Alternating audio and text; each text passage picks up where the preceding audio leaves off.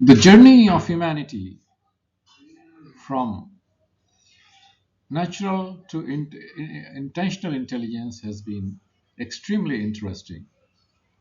From trial and error, finally, we came to a level from where we can design our lives. Uh, आज हम trial and error से प्रयोग और त्रुटि से उद्देश्यपूर्ण बुद्धिमत्ता तक पहुंचे हैं।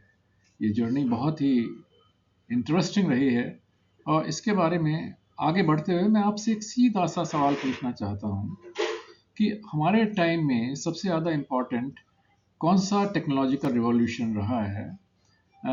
क्या वो आर्टिफिशियल इंटेलिजेंस ही है या कुछ और है, या वो किस तरह हमने मैटर को डिज़ाइन किया?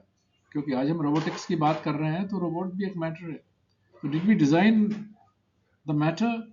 It is our designing that was more important, or it was just a process of directly discovering artificial intelligence? Uh, well, very interesting. Let's go ahead. For most human history, discovery was accidental. ज़्यादातर मानव के इतिहास में आकस्मिक खोजें हुई हैं। We stumbled into bronze. हम ठोकर खाकर ब्रॉन्ज तक पहुंचे।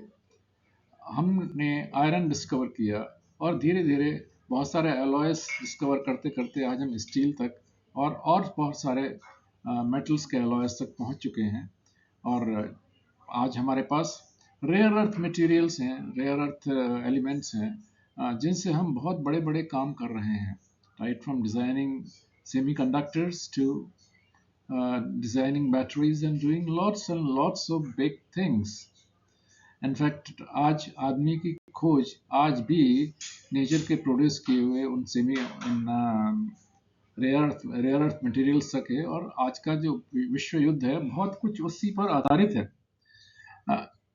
आप देखोगे थोड़ा सा अगर पीछे जाइए तो मैरी क्यूरी ने ईयर्स तक फिश प्लांट में एक एक ग्रेन ढूंढते हुए, एक एक कण ढूंढते ढूंढते रेडियम को अलग किया।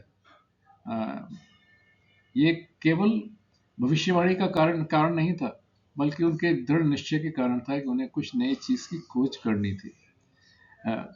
Thousands of years, material discovery was a human struggle against the unknown. हम अननोन्स में जाने की हमारी इच्छा ने, हमारे एक्सपेरिमेंटेशन की इच्छा ने इन मेटल्स की डिस्कवरी की, और ये हमारा पहला युग था। इसके बाद जो युग आए वो निरंतर उत्तरोत्तर और इंटरेस्टिंग होते हो गए।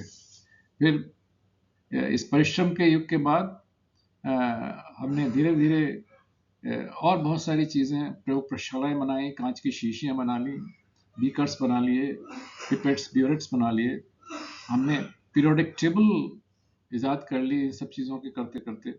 और उसके बाद धीरे धीरे रेडियो एक्टिविटी तक पहुंच गए, रेडियम तक पहुंच गए, यूरेनियम तक पहुंच गए और प्लूटोनियम तक पहुंच गए। लेकिन जो ये जर्नी थी ये पेनफुली स्लो थी। एक डिस्कवरी में डिकेड्स लग जाती थी। ह्यूमन की कैपेसिटी लिमिटेड थी, उसके पास संसाधन लिमिटेड थे, उसके बाद सोच लिमिटेड थी। लेकिन धीरे धीरे करके क्या हुआ कि उसकी इसी प्रवृत्ति के कारण हम इवॉल्व हुए, हमने विकास किया और एक विकासोन्मुख विश्व की ओर हम बढ़ चले। फिर थ्योरी आई, हम पूरी दुनिया को एक मैथमेटिकल क्रिस्टल बॉल से देखते रहे। आइंस्टाइन की थ्योरी आई,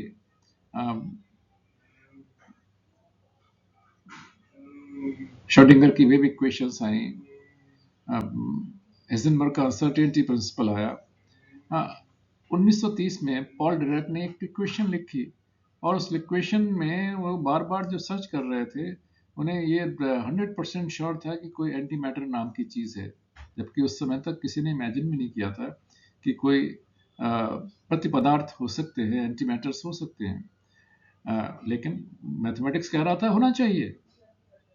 आज जितने भी हमारी डिस्कवरीज हैं ब्लैक होल्स के बारे में, डिफरेंट प्लैनेट्स के बारे में, यूनिवर्स के साइज के बारे में, सिंगल यूनिवर्स के बारे में, मल्टीपल यूनिवर्स के बारे में, वो सारे अभी तक मैथमेटिकल स्टडीज हैं और वो मैथमेटिक्स ही बताता है कि एग्जिस्ट होगा।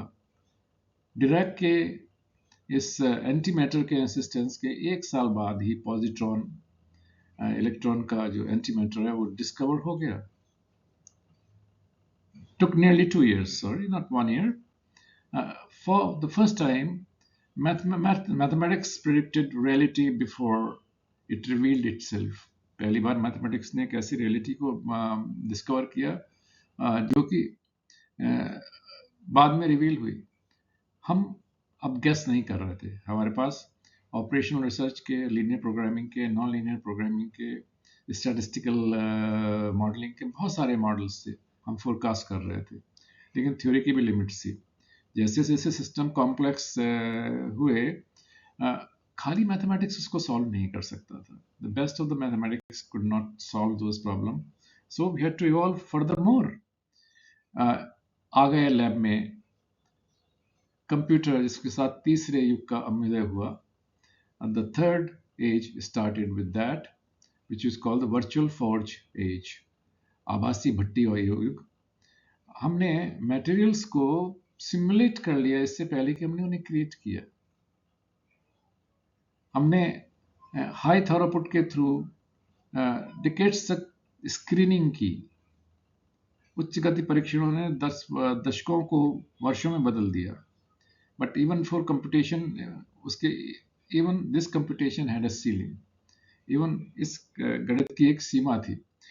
केमिकल यूनिवर्स एस्ट्रोनॉमिकली वास्ट है, और आज हम अगर हम पूरे यूनिवर्स के बारे में सोचें तो न जाने किस किस तरह के कौन कौन से मटेरियल्स अभी हमें डिस्कवर करने हैं, इसका पता नहीं.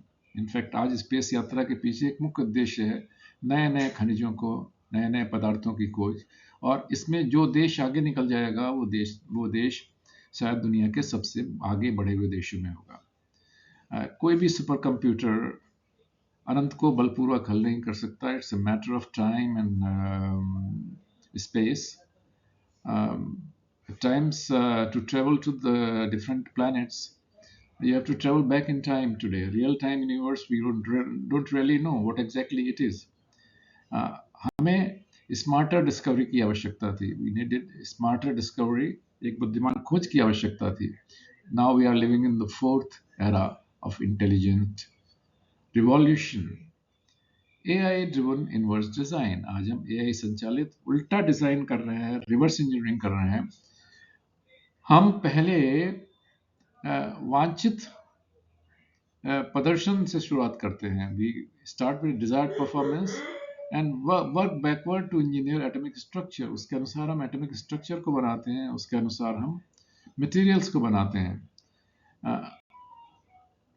बजाय ये पूछें कि ये मटेरियल, ये पदार्थ क्या करता है, हम सबसे पहले पूछते हैं कि हम क्या चाहते हैं किसी पदार्थ से करवाना, और फिर उसके बाद उस पदार्थ को इंटेंशनली डिजाइन करते हैं. अब डिस्कवरी लीनियर नहीं है, बल्कि एक लॉगरिथमिक प्रोसेस हो गई है. एक लघु गणितीय प्रोसेस हो गया है, जहाँ पर हम एक्सपोनेंशियली भी बढ़ सकते हैं, हम रिवर्स बैक भी कर सकते हैं, हम एक्सपोनेंशियल ग्रोथ को भी एक्सपोनेंशिएट कर सकते हैं. आज का रोबोट जो फ्यूचर का ऑर्गेनिज्म है, ये एक जीव है. इस रोबोट का एक स्केलेटन है, इसकी मसल्स हैं, इसके नर्वस सिस्टम है. It can simulate everything that the human being has. In fact, we as organisms are all algorithms. हम organisms के रूप में भी सारे algorithms ही हैं. हम एक जीव हैं. लेकिन सबसे इम्पॉर्टेंट चीज़ है कि हमारे पास एक धड़कन है, वो पावर, ऊर्जा. बिना एनर्जी के इंटेलिजेंस इररिलेवेंट है. ऊर्जा के बिना बुद्धिमत्ता अप्रासंगिक है. Without power architecture autonomy is an illusion. बिना पावर आर्किटेक्चर के ऑटोनॉमी केवल एक भ्रम है, स्वायत्तता केवल एक भ्रम है. जब तक पावर स्ट्रक्चर हाथ में नहीं होगा, तब तक फ्यूचर हमारे हाथ में नहीं होगा.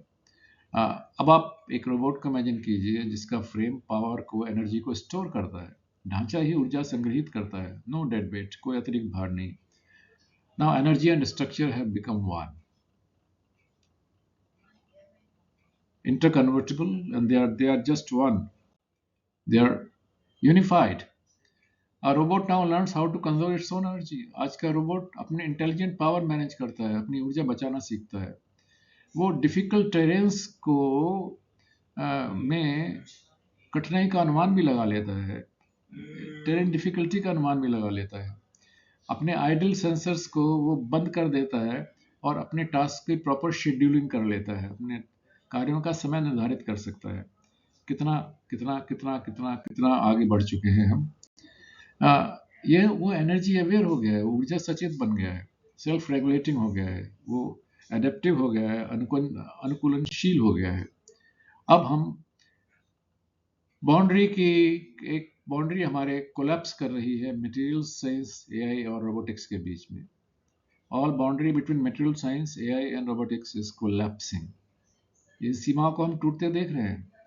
Discovery, simulation, validation, deployment, all are close loops. खोज, अनुकरण, सत्यापन, परिनियोजन सब एक बंद चक्र में ही है।